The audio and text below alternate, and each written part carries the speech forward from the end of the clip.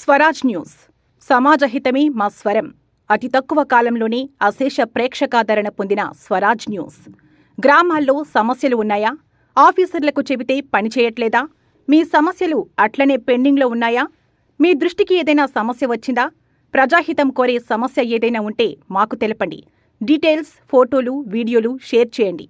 మీరే మీ సమస్యకు full stop పెట్టే రిపోర్టర్ కావచ్చు. సమస్య కనిపించిందా? వీడియో లేదంటే ఫోటోలు పంపించండి. దాన్ని మేము జనానికి చూపిస్తాం. Swaraj news WhatsApp number 9441623078. నమస్తే, వెల్కమ్ టు స్వరాజ్ న్యూస్. ముందుగా హెడ్లైన్స్. సముద్రపు దొంగల ఆధీనంలో బంగ్లా షిప్, స్పందించిన భారత యుద్ధ నౌక.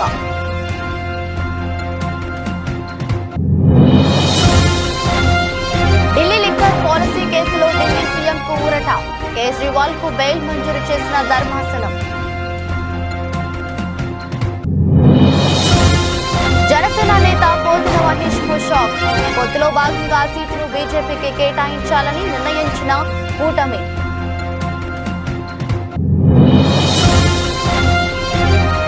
పవన్ కళ్యాణ్ ను ఓడించడమే లక్ష్యంగా వైసీపీ ప్లాన్. హాట్ గా పిఠాపురం పాలిటిక్స్.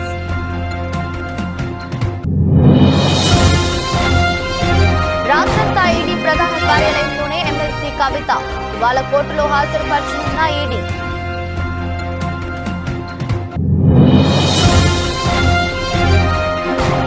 ట్రాన్సిట్ వారెంట్ లేకుండా ఎలా అరెస్టు చేశారు? ఈడీ అధికారులను నిలిపిసిన కేటీఆర్.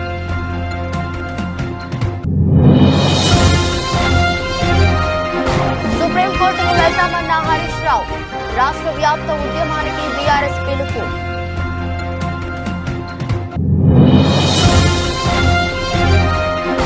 నేడు రాజకీయాల్లో హీరోను పవన్ పై ముద్రగడ ఫైర్.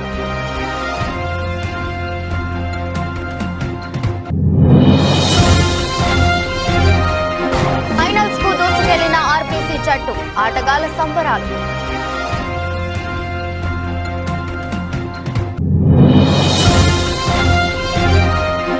అల్లు అర్జున్ ని పట్టుకుని ఏడ్ చేసిన అభిమాని. నెట్టింట వైరల్ అవుతున్న వీడియో.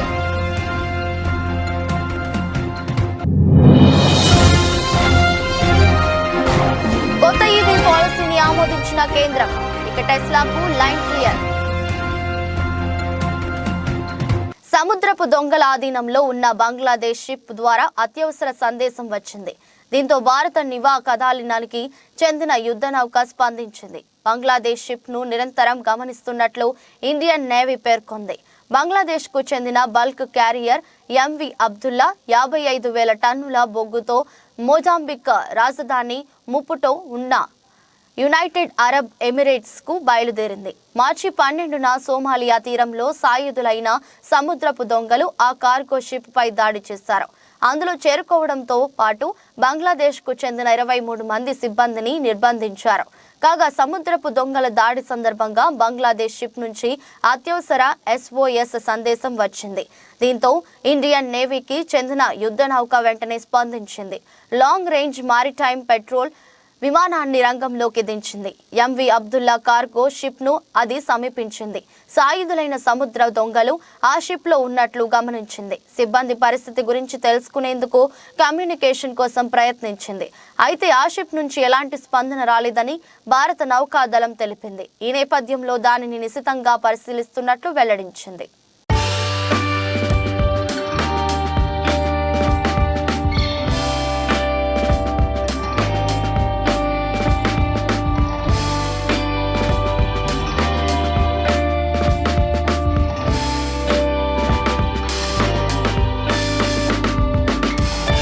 ఢిల్లీ లిక్కర్ పాలసీ కేసులో ఢిల్లీ సీఎం అరవింద్ కేజ్రీవాల్ కు ఊరట లభించింది. కేజ్రీవాల్ కు రౌస్ అవెన్యూ కోర్టు ముందస్తు బెయిల్ మంజూరు చేసింది. ఈడీ 8 సార్లు సమన్లు జారీ చేసినప్పటికీ విచారణకు హాజరు కాకపోవడంతో దర్యాప్తు సంస్థ ఢిల్లీ కోర్టు మెట్లెక్కింది. దీంతో నేడు తమ ముందు హాజరు కావాలని కోర్టు ఆదేశించిన విషయం తెలిసిందే. ఈ నేపథ్యంలో శనివారం ఉదయం విచారణకు హాజరైన కేజ్రీవాల్ కు న్యాయస్థానం షరతులతో కూడిన బెయిల్ మంజూరు చేసింది. 1,00,000 పూచీకత్తు, 15,000 బాండ్ సమర్పించాలని స్పష్టం చేసింది. అనంతరం న్యాయమూర్తి అనుమతితో కోర్టు నుంచి కేజ్రీవాల్ వెళ్లిపోయారు.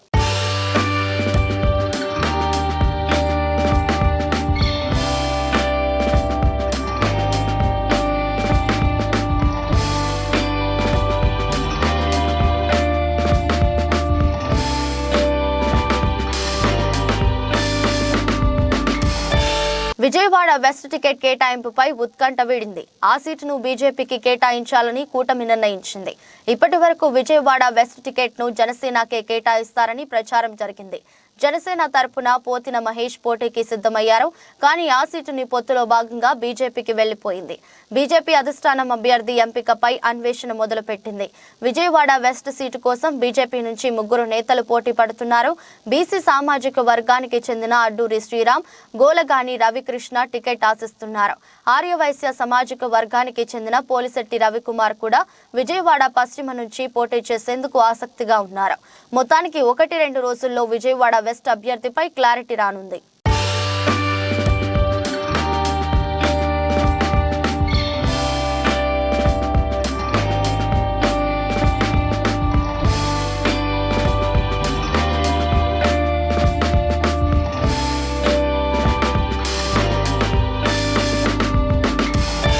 కాకినాడ జిల్లా పిఠాపురంలో రాజకీయ సమీకరణాలు వేగంగా మారుతున్నాయి. పిఠాపురం నుంచి తానే పోటీ చేస్తున్నట్లుగా పవన్ కళ్యాణ్ ప్రకటించడంతో వైసీపీ తన వ్యూహాలకు పదును పెడుతోంది. పిఠాపురం నుంచి పవన్ ను ఓడించడమే లక్ష్యంగా పావులు కదుపుతోంది. కాపు నేత ముద్రగడ పద్మనాభం వైసీపీలో చేరిన కాసేపటికే పిఠాపురం ఇన్ఛార్జి వంగ గీత క్యాంప్ ఆఫీస్ కు వెళ్లడం ఆసక్తికరంగా మారింది. ఇప్పటికే పిఠాపురం నుంచి పోటీ చేస్తున్న పవన్ కళ్యాణ్ ప్రకటనతో అప్రమత్తమైన వైసీపీ అందరినీ ఏకం చేసే పనిలో పడింది. పిఠాపురంలో పవన్ ను ఓడించడమే లక్ష్యంగా వైసీపీ అడుగులు వేస్తుంది. ఇక్కడి నుంచి ముద్రగడను బరిలోకి దించాలా లేక ఆయన కుమారుణ్ణి పవన్ పై పోటీకి నింపాలా అనే దానిపై చర్చించింది. వీరిద్దరూ కాకపోయినా వంగ గీతను పవన్ కళ్యాణ్ పై పోటీకి నిలపాలని చూస్తుంది. అయితే గతంలోనూ పిఠాపురం నుంచి పోటీ చేస్తానని ముద్రగడ ప్రకటించారు. తమ్ముంటే తనపై పోటీ చేయాలని సవాల్ విసిరారు. ఈ ముగ్గురిలో ఎవరు పోటీలో ఉండాలో నిర్ణయించనుంది వైసీపీ. ఇక మరోవైపు పిఠాపురంలో అసమ్మతి సెగలు బగ్గుమంటున్నాయి. టికెట్ రాలేదని అసంతృప్తితో ఉన్న మాజీ ఎమ్మెల్యే విఎస్ఎన్ వర్మ ఇవాళ కార్యకర్తలు అనుచరులతో సమావేశం కానున్నారు. పిఠాపురం నుంచి ఇండిపెండెంట్ గా బరిలోకి దిగేందుకు ప్లాన్ చేస్తున్నారు. అయితే వర్మ సైతం వైసీపీకి టచ్ లోకి వెళ్లే అవకాశాలు కనిపిస్తున్నాయి. ఒకవేళ వైసీపీలోకి వెళ్లలేకపోయినా ఇండిపెండెంట్ గా పోటీ చేయాలని చూస్తున్నారు. గతంలో పిఠాపురం నుంచి వంగ గీత విజయం సాధించారు.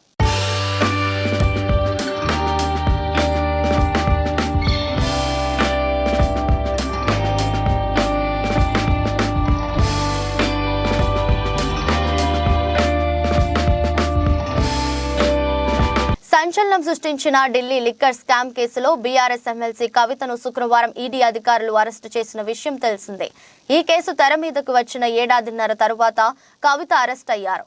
సౌత్ గ్రూప్ సభ్యుల్లో కవితదే చివరి అరెస్ట్ అయిన వారు ఇచ్చిన స్టేట్మెంట్ల ఆధారంగా పలుమార్లు నోటీసులు ఇచ్చి విచారించారు. ఈ నేపథ్యంలోనే శుక్రవారం కవిత ఇంట్లో రైడ్స్ చేసి ఈడీ అధికారులు ఆమెను అరెస్టు చేశారు. హైదరాబాద్ విమానాశ్రయంలో రాత్రి 8:45 ఆమెను విమానంలో ఢిల్లీకి ఈడీ అధికారులు తరలించారు. రాత్రి 11:30 కవిత ఢిల్లీ ఎయిర్పోర్టుకు చేరుకున్నారు. దీంతో ఆమెను అక్కడి నుంచి ఈడీ అధికారులు ప్రత్యేక కారులో ఎన్ఫోర్స్మెంట్ ప్రధాన కార్యాలయంకు తరలించారు. రెగ్యులర్ రూట్లో కాకుండా వేరే మార్గంలో కవితను తరలించారు. అప్పటికే కార్యాలయం వద్దకు వైద్య బృందం చేరుకోవడంతో కవితకు వైద్య పరీక్షలు నిర్వహించారు. కవిత రాత్రంతా ఈడీ కార్యాలయంలోనే ఉన్నారు. కవిత వెంట ఆమె భర్త అనిల్ కుమార్, న్యాయవాది మోహిత్ రావు ఉన్నారు. ఈడీ కార్యాలయం వద్ద 144 సెక్షన్ విధించారు. భారీగా పోలీసులను మోహరించారు. బారికేడ్లు ఏర్పాటు చేసి కట్టుదిట్టమైన భద్రతను ఏర్పాటు చేశారు. ఈడీ కార్యాలయంకు వెళ్లే 3 మార్గాల్లో 2 మూసివేశారు. బీఆర్ఎస్ శ్రేణులు నిరసనకు దిగే అవకాశం ఉండటంతో భద్రతను కట్టుదిట్టం చేశారు. కవితను ఇవాళ ఢిల్లీలోని రౌస్ అవెన్యూ కోర్టులో ఈడీ అధికారులు హాజరుపరచనున్నారు. Liquor policy, money laundering case దర్యాప్తు కోసం నాగ్పాల్ బెంచ్ ముందు హాజరుపరచనున్నారు. కవితను ఈడీ అధికారులు కస్టడీకి కోరనున్నారు.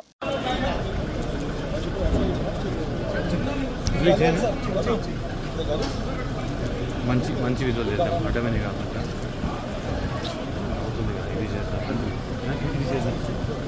ధైర్యం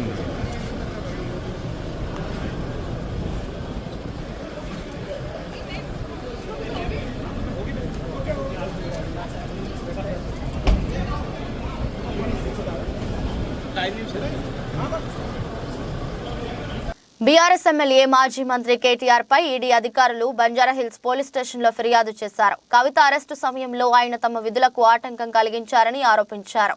ఈ మేరకు ఈడీ మహిళా అధికారి ప్రియా మీనా బంజారాహిల్స్ పోలీసులకు ఫిర్యాదు చేశారు. కవిత అరెస్టు సమయంలో ఈడీ అధికారులపై కేటీఆర్ పలు ప్రశ్నలు సంధించిన విషయం తెలిసిందే. సుప్రీంకోర్టులో కవిత పిటిషన్ పెండింగ్ లో ఉండగా ఎలా అరెస్టు చేస్తారని ఆయన ప్రశ్నించారు. కవితను అరెస్టు చేయబోమని సుప్రీంకోర్టుకు చెప్పి ఇప్పుడు ఎలా ఆమెను అదుపులోకి తీసుకుంటున్నారని ప్రశ్నించారు. శని ఆదివారాలు కోర్టుకు సెలవని తెలిసే శుక్రవారం అరెస్టు చేసేందుకు వచ్చారని కేటీఆర్ ఆరోపించారు. ఇందుకు సంబంధించిన వీడియోలు ప్రసార మాధ్యమాల్లో బాగా వైరల్ అయ్యాయి. Just please record.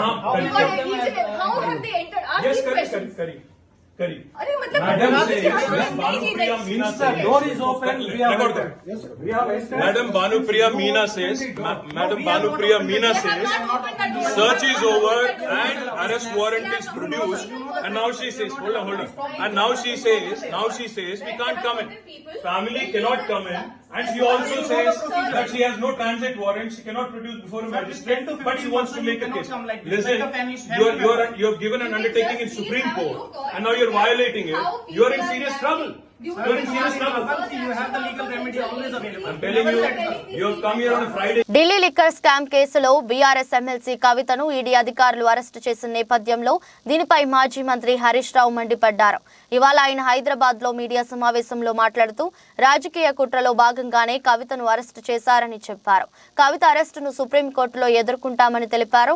మహిళలను ఈడీ అరెస్టు చేసే విషయంలో సుప్రీంకోర్టు విచారణ జరుగుతుందని అన్నారు. కవితను ఉన్నట్టుండి అత్యవసరంగా ఎందుకు అరెస్టు చేయాల్సి వచ్చిందని నిలదీశారు. కవిత అరెస్టు అప్రజాస్వామికమని హరీష్ రావు చెప్పారు. రాజకీయ దురుద్దేశంతో అరెస్టు చేశారని తెలిపారు. గత 18 నెలలుగా బీజేపీ నేతలు అరెస్టు చేస్తామని ప్రకటనలు చేస్తున్నారని అన్నారు. రేపు పార్లమెంట్ ఎన్నికల షెడ్యూల్ వస్తుందని, అందుకే రాజకీయ లబ్ధి కోసం కాంగ్రెస్ బీజేపీ కుట్రలు పన్నాయని చెప్పారు.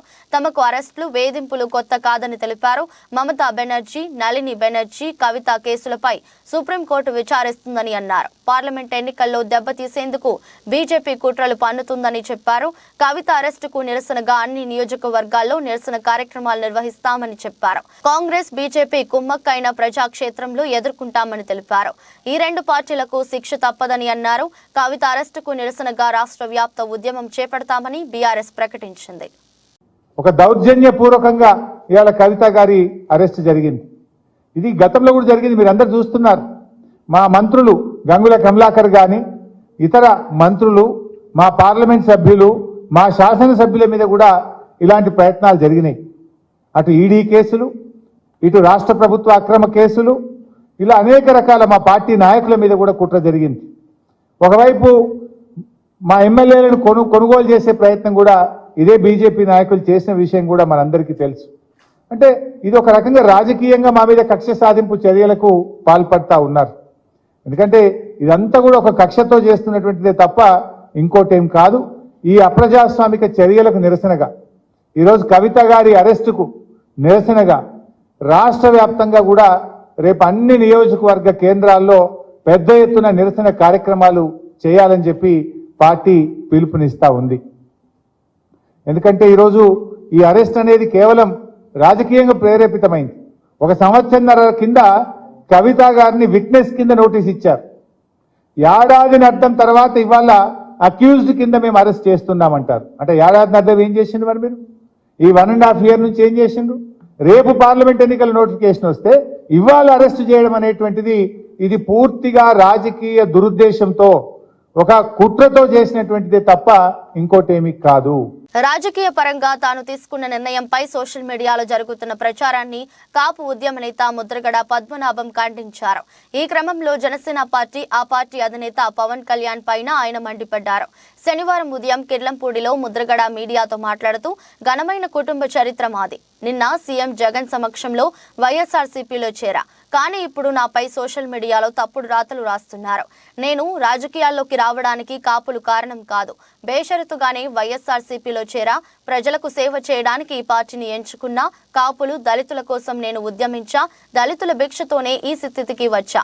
కిర్లంపూడి సర్పంచ్ పదవులు వస్తే బీసీని గెలిపించాను. ఏ ఉద్యమం చేసినా బీసీలు, దళితులే ముందుండి నడిపించారు. నా వర్గాన్ని, నా మనుషులను కాపాడుకోవడానికి ఏమైనా చేస్తాను. రాజకీయాల్లో మొలతాడు లేనివాడు ఇప్పుడు నాకు పాఠాలు చెప్తున్నాడు. అసలు మీరు చెప్పినట్లు నేను ఎందుకు రాజకీయం చేయాలి? నాకు చెప్పడానికి ఆయన ఎవరు? అసలు చంద్రబాబు 5 ఏళ్ల పాలనలో అసలు పవన్ ఎక్కడ ఉన్నాడు? కాపు జాతిని అవమానించినప్పుడు పవన్ ఎందుకు స్పందించలేదు? మీరు సినిమాల్లో హీరో కావచ్చు, రాజకీయాల్లో మాత్రం నేనే హీరోను అంటూ ముద్రగడ వ్యాఖ్యానించారు. మొన్న స్నేహితుడు కాదు సార్, నాకు మా సైకిల్ ర్యాలీకి 6,000 మందికి భోజనం ఇచ్చాడు సార్. అప్పటి నుంచి మా ఇద్దరికి బంధం. అంచేత వచ్చే నమస్కారం సార్ సీన్ గారు, రాకపోతే 2 నమస్కారాలు. వాళ్ళ పర్మిషన్ కావాలి వాళ్ళకి, బస్సు వచ్చి ఉండవు అని చెప్పడం జరిగింది సార్. అదిగో ఇదిగో అదిగో ఇదిగో అని చెప్పేసి నేను అన్నాను సార్. తర్వాత వాసు గారు ఆయన వచ్చారండి, కలుస్తాను. ఏంటికండి 70-80 సీట్లు పోటీ చేయండి, ముఖ్యమంత్రి షేరింగ్ అడగండి, నేను శరీరం దాచుకోకుండా పని చేస్తానని చెప్పాను. 20 సీట్ల కోసం నన్ను ఎందుకు ఆహ్వానిస్తారు? ఎందుకండి దేనికోసం సేవ చేయాలా? మీకు ముఖ్యమంత్రి ఎట్లా చెప్పండి. ఫస్ట్ మీకు ముఖ్యమంత్రి మీకు 2-3 చంద్రబాబు నాయుడు గారు పంచుకుందాం, 70-80 సీట్లు తీసుకోండి అని ఆఫర్ చేసి ఉంటే అప్పుడు చెప్పండి సార్, నేను చేస్తాను. ఇంకోటి కూడా చెప్పాను సార్ వాసు గారికి, అయ్యా వాసు గారు,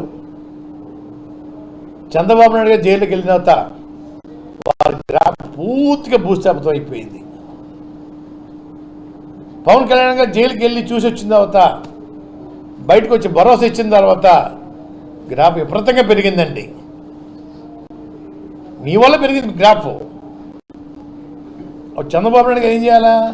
కళ్యాణ్ గారు జరిగిపోయింది, ఇద్దరు ఆఫ్ పోటీ చేసుకుందాం, ముందు మీరు 2 తీసుకోండి, తర్వాత నాకు 3 ఇవ్వండి అడిగి ఉండాలా వాసు గారు? అటువంటి మాట కూడా పొందడానికి. మహిళల ప్రీమియర్ లీగ్ 2024 టోర్నీలో స్మృతి మంతానా నేతృత్వంలోని ఆర్సీబీ జట్టు ఫైనల్లోకి దూసుకెళ్లింది. ఎలిమినేటర్ మ్యాచ్ లో ఆర్సీబీ జట్టు 5 పరుగుల తేడాతో హర్మన్ ప్రీత్ కౌర్ నేతృత్వంలోని ముంబై జట్టుపై విజయం సాధించింది. దీంతో ఇప్పటికే ఫైనల్ కు వెళ్లిన ఢిల్లీ జట్టుతో ఆర్సీబీ జట్టు ఆదివారం ఢిల్లీ మైదానంలో తలపడనుంది. చివరి బాల్ వరకు ఉత్కంఠ భరితంగా సాగిన మ్యాచ్ లో ఆర్సీబీ జట్టు పైచేయి సాధించింది. టాస్ గెలిచి తొలుత బ్యాటింగ్ చేసిన ఆర్సీబీ జట్టు నిర్ణీత ఓవర్లలో కేవలం 135 పరుగులు మాత్రమే చేయగలిగింది. ఆర్సీబీ బ్యాటింగ్ ప్రారంభంలో పేవలంగా సాగింది. 34 పరుగులకే 3 వికెట్లు కోల్పోయింది. కెప్టెన్ స్మృతి మందన కేవలం 10 పరుగులకే అవుట్ అయింది. కష్టాల్లో ఉన్న ఆర్సీబీ జట్టును ఎల్లిస్ ఫారీ ఆదుకుంది. ఎల్లిస్ 50 బంతుల్లో 66 పరుగులు చేసింది. చివరిలో జార్జియా వేర్ హోమ్ 10 బంతుల్లో 18 పరుగులు చేయడం జట్టు స్కోర్ 135 పరుగులకు చేరింది. 136 పరుగుల లక్ష్యంతో బ్యాటింగ్ ప్రారంభించిన ముంబై ఆటగాళ్లు ధాటిగా ఆడలేకపోయారు. దీంతో 10 ఓవర్లకు 68 పరుగులు చేసిన 3 వికెట్లు కోల్పోయింది. హర్మన్ ప్రీత్ కౌర్ 33 పరుగుల వ్యక్తిగత స్కోర్ వద్ద అవుట్ అయింది. దీంతో మ్యాచ్ క్రమంగా ఆర్సీబీ జట్టు వైపు మళ్లింది. ఆఖరి ఓవర్లో 12 పరుగులు అవసరం కాగా తొలి 3 బంతులకు 4 పరుగులే వచ్చాయి. 4వ బంతికి పూజ 4ను అవుట్ అయింది. ఆ తరువాత 2 బంతులకు 2 పరుగులు రావడంతో ముంబై జట్టు నిర్ణీత ఓవర్లలో 130 పరుగులు మాత్రమే చేయగలిగింది. దీంతో ఆర్సీబీ జట్టు విజయం సాధించి ఫైనల్స్ కు దూసుకెళ్లింది. ఫైనల్స్ కు చేరడంతో ఆర్సీబీ జట్టు ప్లేయర్లు సంబరాలు చేసుకుంటున్నారు. ఇందుకు సంబంధించిన వీడియో సోషల్ మీడియాలో వైరల్ గా మారింది.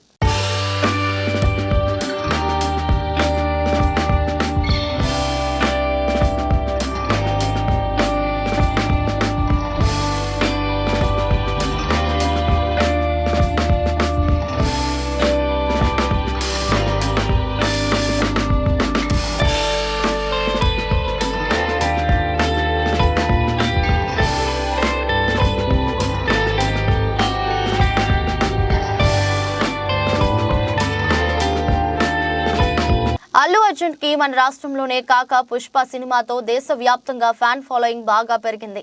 అల్లు అర్జున్ ఆర్మీ అని అభిమానులు హంగామా చేస్తుంటారు. ప్రస్తుతం అల్లు అర్జున్ పుష్ప 2 సినిమా షూట్ లో బిజీగా ఉన్నారు.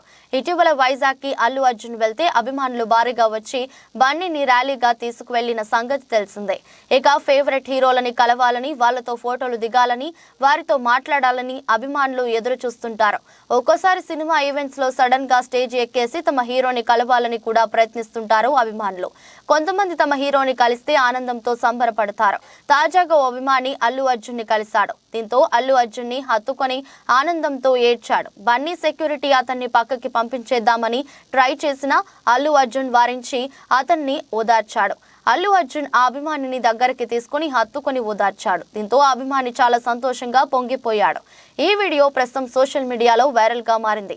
ఇది కదా మా హీరో అంటూ బన్నీ అభిమానులు ఈ వీడియోను తెగ షేర్ చేస్తున్నారు. ఈ సంఘటనతో మరోసారి బన్నీని అంతా అభినందిస్తున్నారు.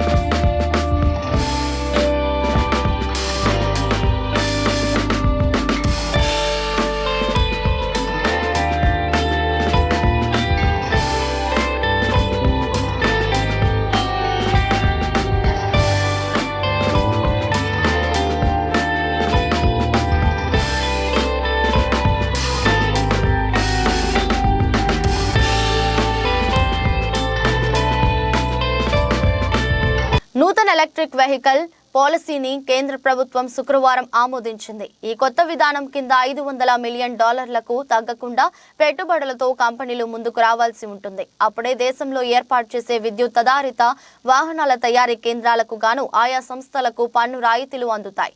గరిష్టంగా ఎంతైనా పెట్టుబడులు పెట్టవచ్చు. అయితే బడా ప్యాసింజర్ కార్ల కంపెనీలే లక్ష్యంగా ఈ విధానం ఉండటం గమనార్హం.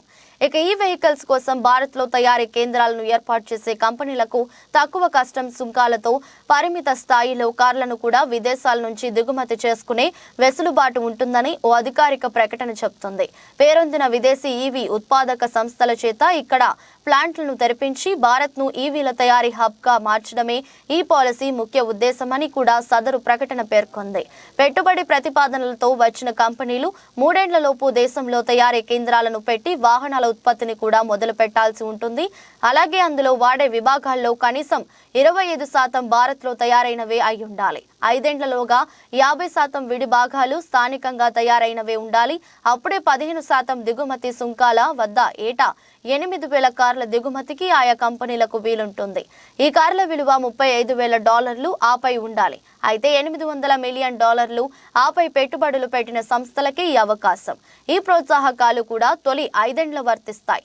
ప్రస్తుతం పూర్తిగా విదేశాల్లోనే తయారై దేశంలోకి దిగుమతి అవుతున్న ఈవీ కార్లపై వాటి ధరలు, ఇంజిన్ పరిమాణం ఆధారంగా 60 నుంచి 100% వరకు సుంకాలు పడుతున్నాయి.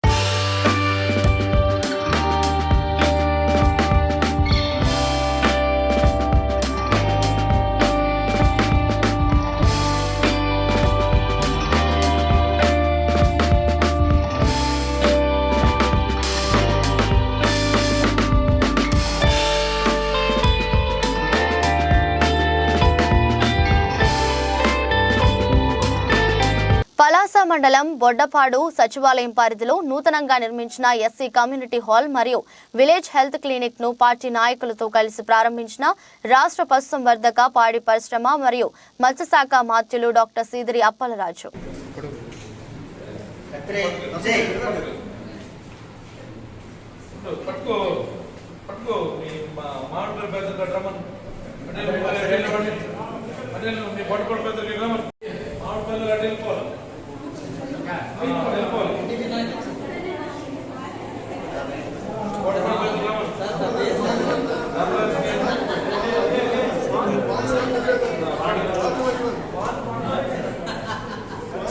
తెలంగాణ రాష్ట్రంలో ఇప్పుడు ఉన్న ప్రభుత్వం ఇందిరమ్మ పాలన, ప్రజాపాలన, ప్రజల వద్దకు పాలన అని చెప్పుకునే ఈ ప్రభుత్వ పాలకులు ఈరోజు తెలంగాణలో పాలన ఎలా ఉందో పాలకులు గమనించాలి.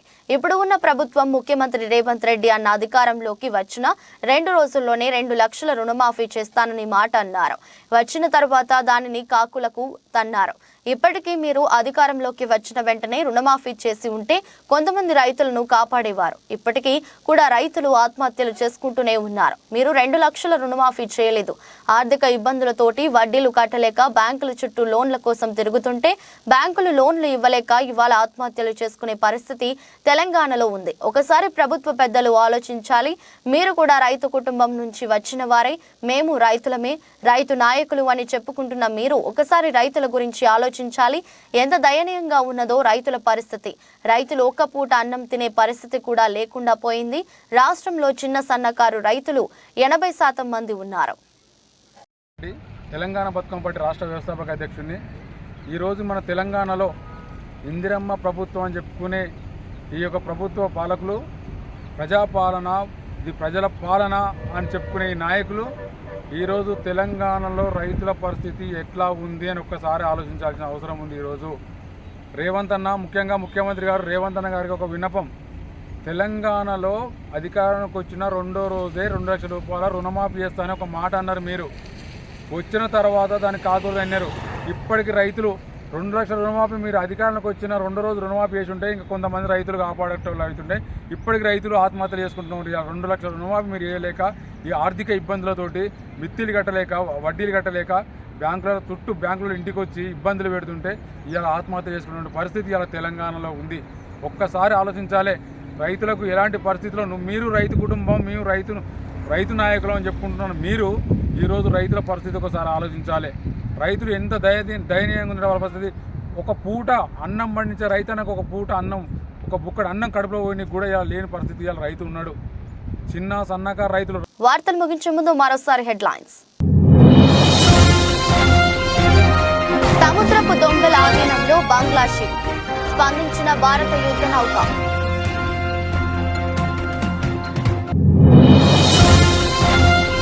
ఢిల్లీ లిక్కర్ పాలసీ కేసులో ఢిల్లీ సీఎంకు ఊరట, కేజ్రీవాల్ కు బెయిల్ మంజూరు చేసిన ధర్మాసనం. జనసేన నేత పోతుల మహేష్ కు షాక్, పొత్తులో భాగంగా సీటును బీజేపీకి కేటాయించాలని నిర్ణయించిన కూటమి.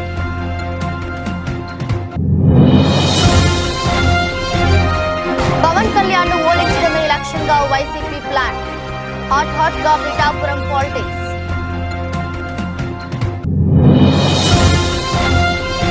రాత్రంతా ఈడీ ప్రధాన కార్యాలయంలోనే ఎమ్మెల్సీ కవిత, ఇవాళ కోర్టులో హాజరుపరచనున్న ఈడీ.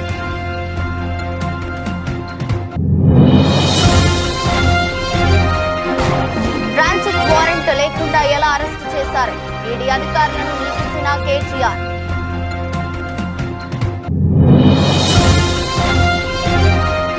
సుప్రీంకోర్టుకు వెళ్తామన్న హరీష్ రావు, రాష్ట్ర వ్యాప్త ఉద్యమానికి బీఆర్ఎస్ పిలుపు.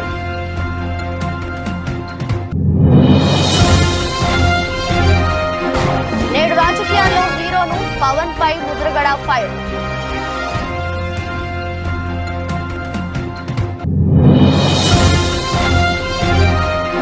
ఫైనల్స్ కు దూసుకెళ్లిన ఆర్బీసీ జట్టు, ఆటగాళ్ల సంబరాలు.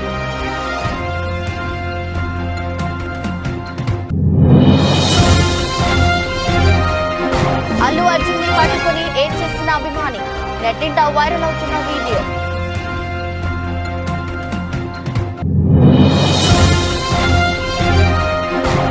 కొత్త ఈవీ పాలసీని ఆమోదించిన కేంద్రం, ఇక టెస్లాకు లైన్ క్లియర్. ఎదురొష్ట బులెటిన్ మరో బులెటిన్లో మళ్ళీ కలుద్దాం. అంతవరకు సెలవు, నమస్కారం. స్వరాజ్ న్యూస్, సమాజహితమే మా స్వరం. అతి తక్కువ కాలంలోనే అశేష ప్రేక్షకాదరణ పొందిన స్వరాజ్ న్యూస్. గ్రామాల్లో సమస్యలు ఉన్నాయా? ఆఫీసర్లకు చెబితే పని చేయట్లేదా? మీ సమస్యలు అట్లనే పెండింగ్లో ఉన్నాయా? మీ దృష్టికి ఏదైనా సమస్య వచ్చిందా? ప్రజాహితం కోరే సమస్య ఏదైనా ఉంటే మాకు తెలపండి. డీటెయిల్స్, ఫోటోలు, వీడియోలు షేర్ చేయండి. మీరే మీ సమస్యకు ఫుల్ స్టాప్ పెట్టే రిపోర్టర్ కావచ్చు. సమస్య కనిపించిందా? వీడియో లేదంటే ఫోటోలు పంపించండి. దాన్ని మేము జనానికి చూపిస్తాం. Swaraj news WhatsApp number 9441623078.